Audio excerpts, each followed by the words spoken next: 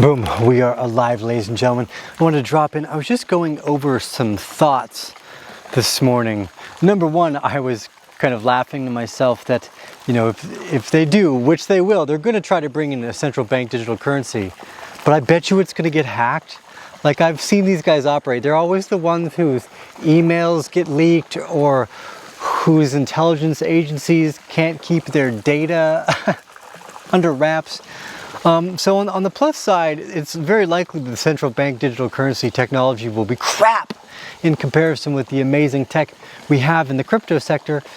And one of the fun things I've really enjoyed about the last few years is watching the fervor and the excitement of new investors join a space. When our generation, my generation and younger, start to get excited about something because of the opportunity and also the interest or the relationship with it. You know, I was watching this interesting movie that goes over the GameStop story, and it's sharing the sentiments around people finding deep value in something. The Roaring Kitty character, in this case, was looking at GameStop. But in general, deep value is often in a place where you have some philosophical alignment. And that's what was also interesting about the general GameStop, Bed Bath & Beyond community. They're almost like activist investors. You know, I'm actually surprised we haven't seen more group activist investing now that people know they can actually control the price of something. And this is one of the other really interesting points. What the entire GameStop idea proved was that the underlying aspect of a company is totally unimportant. The baby boomer generation and the more traditional investors focused on earnings, or like your P&L sheets and how many assets they had. And hey, that makes a lot of sense. You would want to know how much your company's making so that they can continue to generate and grow their brand. This makes a ton of sense. But a stock, if it's in limited supply, which they generally are, again, one of the aspects they found about GameStop is 140% of over short interest, which was a really great spot to create this short squeeze so that selling would occur. But ultimately, the company, the underlying company, made no difference. If you can get enough people to invest on a limited supply anything, the price is going to go up.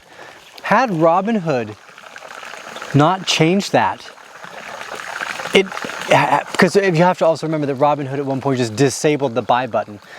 And activist investing was saying, hey, look, we know that if we just buy something, it's in limited supply, and we do it stupidly, regardless of the base assets, we're the degenerate, like the degens and the apes, we're going to just ape into it. Wall Street Bets was a big part of this, kind of the culture of our current investing community, you know, the community I'm a part of as well. So what I think, again, so fascinating, is exciting, is that our investment group has a different strategy than the older culture. And that what we should remember is when we band together like that, we can become extremely powerful. The ability to drive a price up astronomically in the group kind of fervor is ridiculous. Now, again, it also shows and proves that we can be totally wrong about something.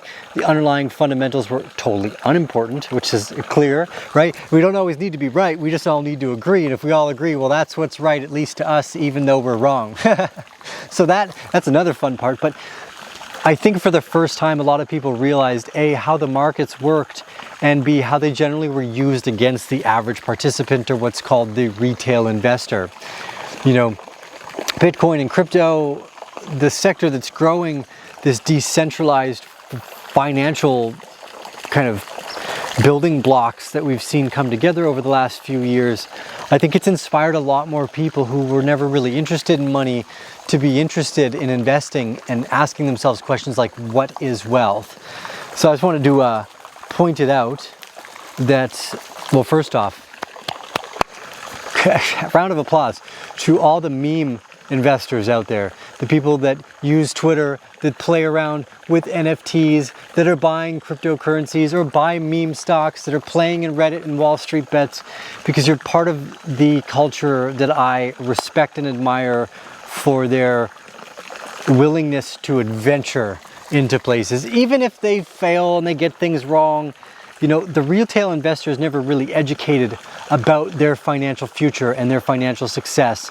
But once you start to get inspired by it, if you pick up something like Bitcoin, you're like, oh, this is cool, and I like it for, like, let's say activist reasons, or it's very similar to the way me and our community operate, then you will, for the first time, ask questions that are extraordinarily valuable to your financial future. So just a quick reminder of how far the crypto world has come, where we've landed, and some of the fervor around the group of our community, remembering just how powerful they can become when they realize that they are comp man.